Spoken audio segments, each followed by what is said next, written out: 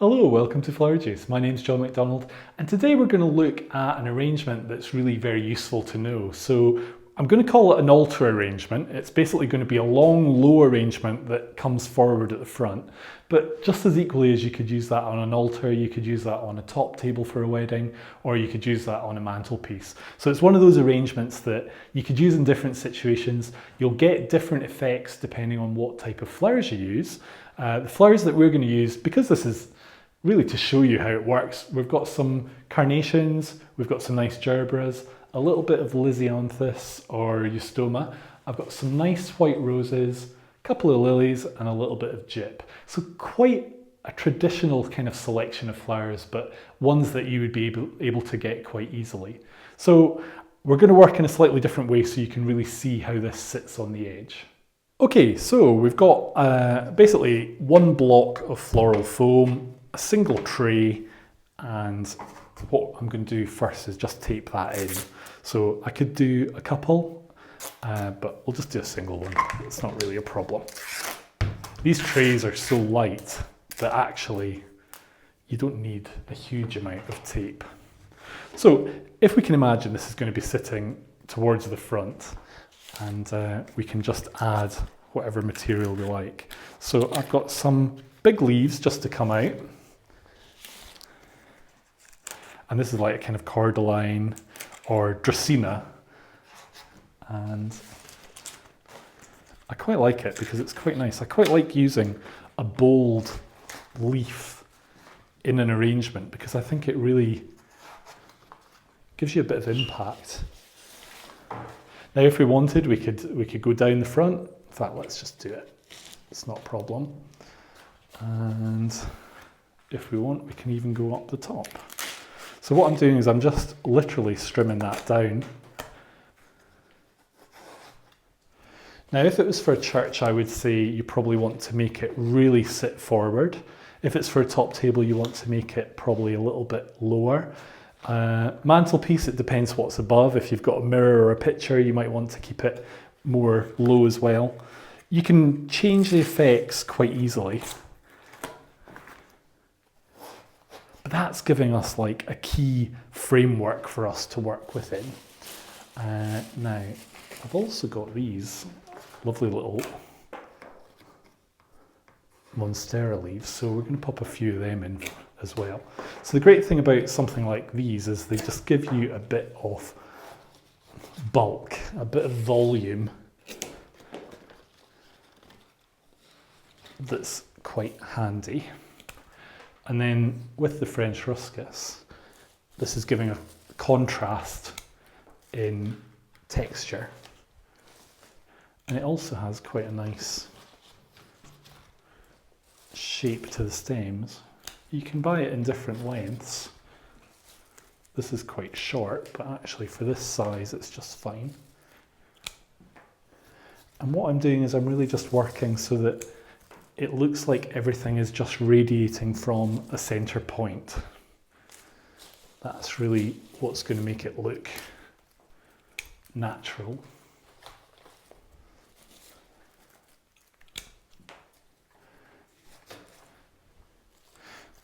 So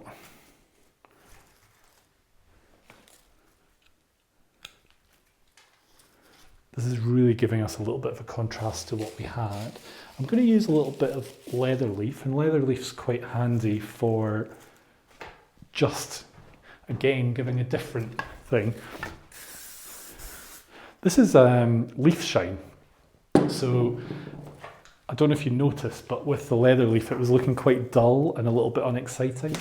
So if we give it a quick spray with a little bit of leaf shine, it really just peps it up and makes it look cleaner and a bit more fresh. The only thing I would say is you need to use it in a very well ventilated room, and actually we don't really know the effects of using it a lot if you're working in the industry, so I would be cautious. Now, this is quite dark apart from this stripe, so we're going to add a little bit of eucalyptus. Now, if I can cut this to get the maximum length as well.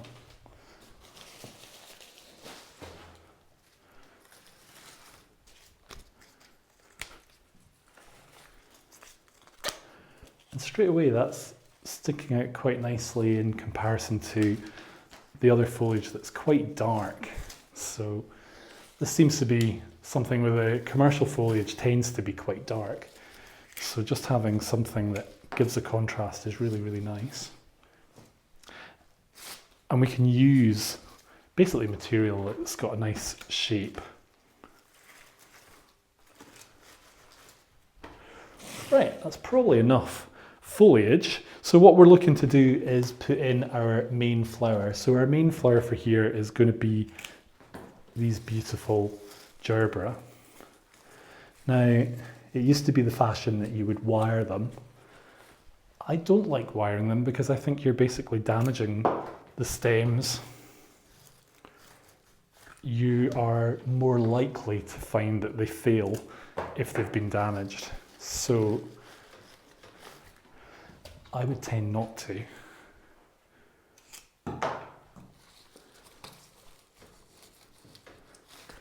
And what I really want to do here is just create like a line of these through the arrangement. And we can even put one, I mean, you could go out if you wanted as well, but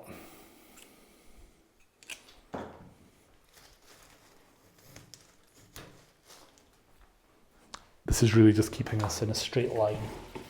So our next important flower is a lily. And these are a little bit tight, but they're fine. You want to just see where they land as well, like when that opens up. And I want to keep them quite central because they're going to be quite big when they open. And our next main flower are these roses. So roses, really, you're not going to have any problem getting hold of them. And we want to do, again, like a line, but like a little bit of a secondary line.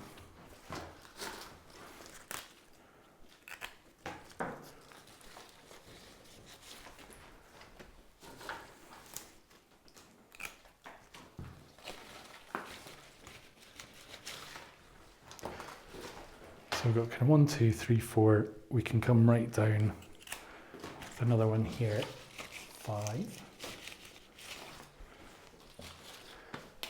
And then actually I've still got a few more. So what we can do is come out to the side as well.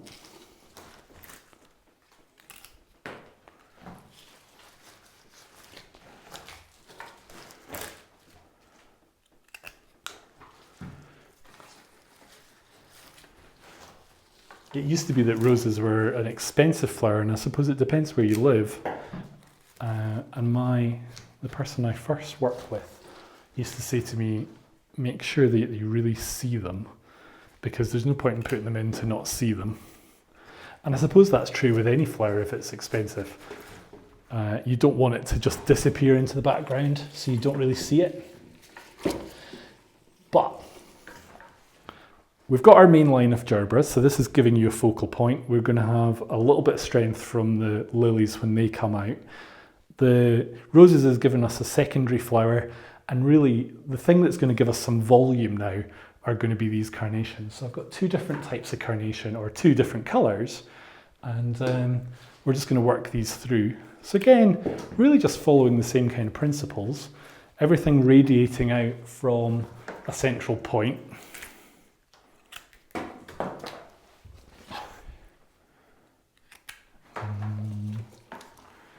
And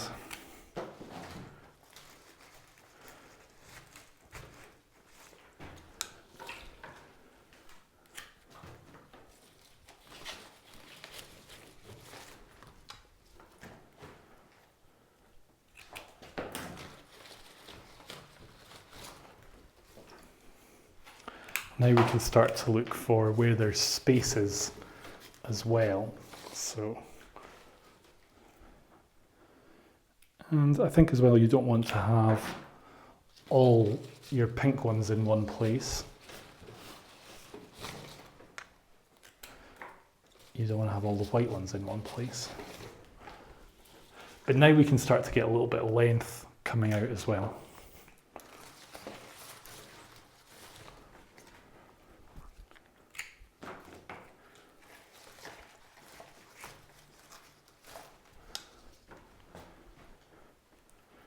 So I can see here we need to have a little bit of colour.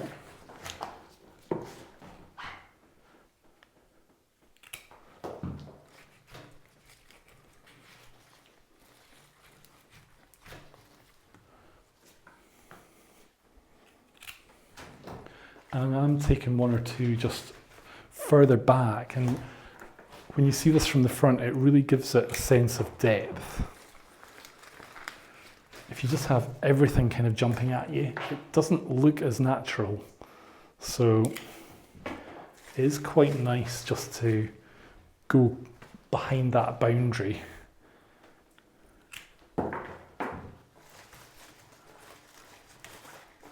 So I think if this was in a church, then really the carnations are an absolute star, because what they're doing is they're giving you some colour, and they're giving you some impact from a distance, because really that's the problem in a church, is the distance.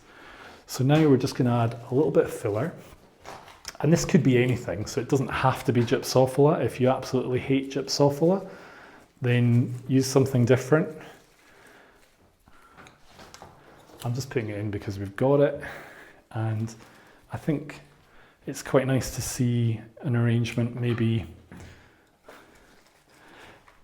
in a way that people would want to do or maybe have seen. We really just wanted to show how this can be made, rather than showing something that's very clever but you're going to not make it. So straight away that gypsophilia really gives you a little contrast. And you could add as much or as little as you want. If you really don't like it, don't put it in. If you like it a little bit, put a little bit in. And if you absolutely love it, just go for it. There's no rights or wrong really. It's just about your own personal taste. So just to finish then, I've got some little bits of lisianthus. And lisianthus is a great flower for arrangements because you can really break it down into like little units. So it's a hard flower maybe to use just on its own, but for arrangements and for wedding work, it's absolutely perfect. So really now what I'm doing, adding this, is just looking for the kind of final places where you would want to put a flower. So, you know, like this is a little bit of a gap.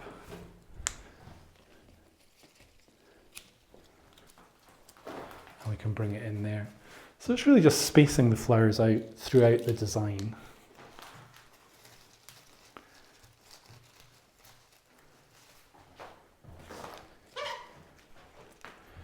Just going to step back and look. So I'm looking and I'm seeing here is just a little bit bare. Now, I did have a carnation, and if you want to try and just tease them open, you'll get a little bit more colour as well.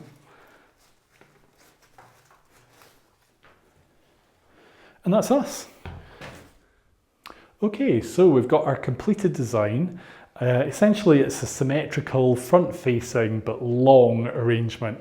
So as I say, what we did was we've done this with the idea of using it for an altar or in a church. That's why I've used these big leaves. If you want, you can change the look. So we could have looped this over and just make that a little bit more sympathetic. It depends on the effect that you want. Literally, it's up to you, and it depends what materials you choose. So I hope you've enjoyed today's video. If you have, then click here to subscribe. Keep up to date with all our new videos to come. But thank you for watching.